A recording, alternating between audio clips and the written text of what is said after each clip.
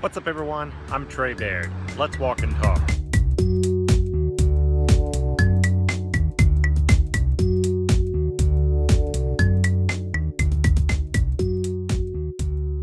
So it's Sunday afternoon when I'm shooting this. Let me tell you, I am exhausted. Right now, I literally feel like I'm running off of fumes. In case I hadn't mentioned it before, my primary career is in food service. As you know, food service really gets jumping on the weekends. That's when we work the hardest. Sometimes it's hard to settle down after working that hard. You come home and you want to sleep, but you can't. See, one thing about me, I happen to be really good at what I do, but that comes with some consequences. Namely, you're not really allowed to have off days when you're good at what you do. So when you're not feeling it 100%, you kind of have to force yourself to. Sometimes the excitement from a busy shift doesn't automatically die down just because you clock out. Which brings me to my current situation. I didn't really get a whole lot of sleep last night because of the type of shift that I had. Working hard, never really could settle down afterwards. Didn't sleep a whole lot.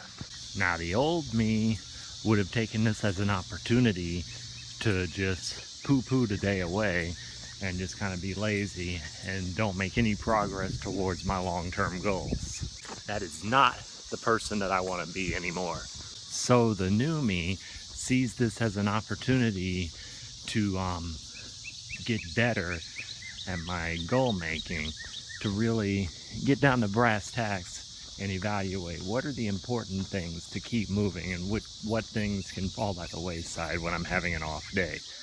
Like for example, I really did not feel like shooting a video blog today, but I decided under my current standards that I'm holding myself to for this show, I pretty much didn't have much of a choice. The standards are as follows. This show that you're currently watching, Let's Walk and Talk, is scheduled to air 3 times a week, Monday, Wednesday, Friday. There's 7 days in a week, so in order for me to stay on top of production, the standard that I've set for myself is I need to shoot at least once every 2 days. There's 7 days in the week, so this translates to shooting 3.5 shows per week. So 7 shows for every 2 weeks. Of course, this means I'm going to get ahead of myself the longer I stay on this method. So obviously there's room to play around with it a little bit. Maybe instead of, if I get too far ahead, I can produce something else that day. But you get the idea. Basically, when I'm planning my day, I ask myself 2 questions. Number 1, did I shoot a video blog yesterday? Number 2, will I be able to shoot one tomorrow? If the answer to either of those questions is no, that means I need to shoot one today. In today's case, the answer was no. I didn't shoot one yesterday, and yes, I will be able to shoot one tomorrow. But a no for either question means I need to shoot one today. Some people find my habit of explaining simple concepts in extreme detail to be annoying.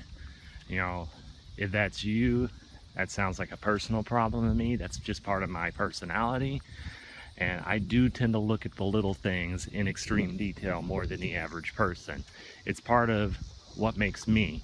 And in the interest of building self-esteem, I recently made a policy for myself that if any part of me is annoying to someone else, that does fall into the category of personal problem for that person.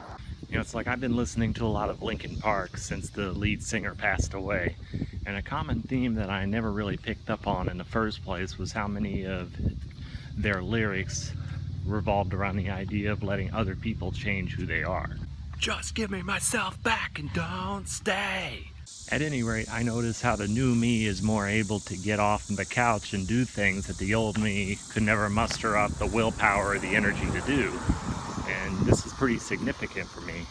Even though I'm a pretty ambitious person, there's all kinds of things that I want to launch, that I want to get off the ground. Right now, my 2 priorities, the things that I have to do, on a regular basis is I want to continue making progress in my culinary career. Doesn't necessarily need to be every day, but there needs to be some forward momentum. And I need to get my steps. Right now my goal is 100,000 per week. Regarding my culinary career, yeah, things are moving forward. You know, I could be assigning arbitrary standards that I could be meeting, like I need to do this or I need to be this by a certain time frame. I don't really believe in things like that, because when you shut your mind off to possibilities, you'll often miss what's right in front of you. In other words, I personally feel like I'm making progress in the first department. Regarding the steps, that is more of a daily struggle. Maybe struggle isn't the right word, but it's a battle. It's a daily grind. It's not exactly something that comes without effort. Although it gets easier the more you do something, the more you make it a habit, it's still something that I actually have to actively think about. And speaking of changing habits, there's been a lot of mental shifts I've been trying to get into the habit of having, trying to look at things in a more positive light, trying to be less irritable, trying to be more charming, you know, etc., etc. Which makes me so grateful for days like this when I'm not at my prime. Because whenever you're this tired, or whenever you got this sort of predicament or ailment going on, you begin to show your true colors. My vision for myself is I would like to be the type of person that I want to be, even when I'm not feeling 100% like I am today. It's like I said, it's all about celebrating the small victories and about really focusing on what your priorities are. You know, so my priority is getting that 14,300 steps per day, which I'm well on the way for doing today. I also gave myself a handful of tasks that I could do today just to make some forward progress in my long-term goals. But you know, this kind of got me thinking about true colors and what they really are. When someone lets their guard down and they become a quote-unquote lesser version of themselves, is it that? Or are they really just showing who they really are? And in that case, do I take the pessimistic view and assume that everyone is just awful underneath and they hide behind a mask of sincerity and love? Absolutely not. I do not believe that, not one bit. So is it the opposite then? Is everyone just a good person and being fatigued just makes them a lesser version of themselves? You know, I like to believe that the truth is somewhere in the middle, personally. For a lot of people, being a decent person comes naturally. But then for a lot of others, we've been consumed by this sickness, this virus of hatred and ugliness and toxicity, all negativity going around the world, and we've just been infected by it. And for people like us, being a decent person does not come naturally, but we have to adopt a fake it until you make it approach. In my case, that's been sort of the case for me. I've been having to fake it until I make it a lot. But to say that I'm not a decent human being, I don't know if that's completely true either. Let me put it this way. I handled being fatigued and having my mask being stripped away today a lot better than I would have handled it a year or two ago. That's for damn sure. I used to be exactly like everyone that I criticize. Judgmental, hateful, you know, egotistical, full of myself, thinking I had all the answers. Well, I don't feel that way anymore. I do feel that I've gained some wisdom that I can share with other people, because I don't have so many privileges as people like to point out. Just because I'm a white male doesn't mean that I've lived a privileged life. A lot of the good things I have going on in my life, I had to build from the ground up. A lot of, not all. Here's the thing though, if I can do it, you can do it. I'm not the smartest person, not even close. I'm not even the most talented. I'm not the most energetic. I'm not the most anything. But I do have an obsessive way of looking at things, trying to figure them out until I have clarity on the issue.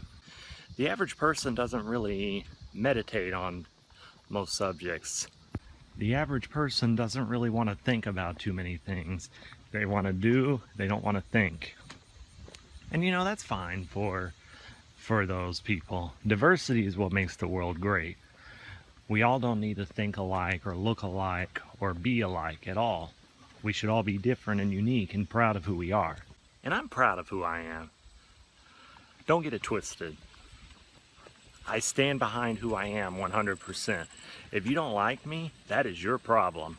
In my experience though, whenever people become a lesser version of themselves, so to speak, whenever they're tired, fatigued, sick, irritated, whatever, people do begin to show their true colors. And I'm not saying that these people are jerks or whatever underneath their mask. But what I'm saying is, we all struggle with something. We all fight our demons. And to show your true colors means to be open about what you're facing. And that can be a good thing, but it can also be a bad thing. In my opinion, the average person should be airing out their dirty laundry just a little bit less than what they're doing right now. I mean, I try to be, pretty open and honest with my audience, the people who read my social media posts, people who watch these videos, but at the same time, I don't want to bombard you with a bunch of negativity, and I don't want to really share all of my demons with the world. I mean, I'll talk about them if you want to know about them, but I don't believe that that's why anyone is really following me, is to just keep up with a whole bunch of negativity. But it's become fashionable to be narcissistic and to be a victim in today's culture. That's a bad combination of things, being narcissistic and having a victim mentality. That means you have to broadcast your bullshit to everyone, basically. And since we're on the subject real quick, my main demon that I battle is just consistency. I can be great in spurts. I can launch new shows on YouTube. I can be an amazing cook in the culinary field. What I struggle with though is consistently doing that. Being on time and producing regular content for long periods of time. Blog posts, videos, what have you. I launch things all the time, but then I don't follow through with them. This is the main reason why the walking is my #1 priority, after my job, of course. It's giving me daily discipline and a hard line, a hard standard to follow, black and white. Did I get this many steps? Yes or no? With other things such as video content, the lines can be blurred a little bit. But I can't lie, my Fitbit doesn't lie to me in that sense. So I start making other priorities. I can be like, okay, my steps are going to be less important because I really need to finish these videos, and the walking would take time away from that. And then before you know it, I've now fallen out of my walking habit and I have less energy and less positive mental attitude as a result of the less walking, and I'm not getting anything done. I mean, there's no such thing as not having time to do something. We all have the same amount of time. We all have 24 hours in our day. It's how we choose to use those hours that separates us apart. Like, I thought it was a good idea to combine my walking routine with my content creation routine and to produce videos while I was out on my walks, like what I'm doing now. Because I walk 6 days a week. Reason it's only 6 is because usually I double at work once a day a week, and I will get all my steps on a double shift. It's those other 6 days that I walk. Finding little synchronicities like that in life is one of life's true blessings for me. Whenever I can make things work out like that, that's what is pure bliss to me. Without getting too preachy, it really makes me feel like I'm in the presence of the divine. It really makes me feel like God is real. Synchronicity, you can't explain that. Some things are just meant to be, and things tend to unfold the way they should. I know not everyone believes that, and I tend to look at it like this. People who don't believe in these things tend to have a lower quality of life than the people who do. Think of it almost as the new generation's version of Pascal's wager. Pascal's wager states, and I'm paraphrasing here, I'm sure someone will correct me, but it basically states that It's more beneficial to believe that a higher power exists, because the rewards for believing in it and being correct outweigh the risks of being wrong. Basically, if you believe in God and you're right, that's good because now you go to heaven. But if you don't believe and you're wrong, you risk nothing. I've never really been a big fan of this way of thinking, because I believe that the truth is the truth regardless of how you want to look at the benefits for yourself. But I do like the way of looking at it, in the sense that people who believe in a higher power and believe in divine intervention tend to be happier than those who don't. So does the fact that people who tend to believe in things like synchronicity are happier people mean that things like synchronicity are true? Admittedly, no, that's not necessarily the case. However, when a particular belief system tends to make life better for basically everyone who believes in it, it does make me wonder where the kernel of truth lies. Because I believe in one thing, and that's progress. I believe that existence in general is all about making progress in whatever form we can make. Whether it's social progress or technological progress or just improving the quality of life, which I think is what we really need to be focusing on in this day and age. Because we've solved so many of our petty issues when it comes to living. Now we can really focus on just being happy as a species instead of constantly hating each other. I 100% believe in things like synchronicity because I've experimented with these belief systems, and they become true almost immediately after you really accept them within yourself. I think this is why some people really go off the deep end with this kind of stuff, and they get it really into that woo-woo stuff, and they do more harm than good, because they sort of make it hard to take what they're saying seriously. I get it, man. I had the exact same reservations about this kind of stuff that I just described, but I'm still a 100% believer right now.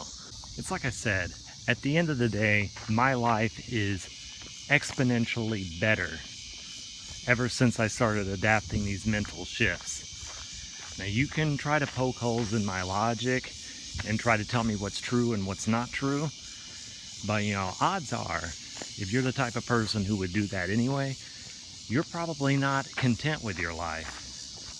At least not to the level that I am. At the end of the day, my beliefs make my life better for me, and in my opinion, your beliefs make your life worse for you. And if you want to argue that that's all by sheer coincidence, and that, causation is not correlation, or whatever, sound bites you want to spout off, because, some people lack the ability to independently think, whatever. If you want to believe that all of that is a fluke, it's like Obi-Wan said, then you are truly lost. At any rate, that's about all I have to say on the subject for today. If you like what I'm having to say, don't forget to like and subscribe, and check back next time for what I got going on. Until next time, see you later.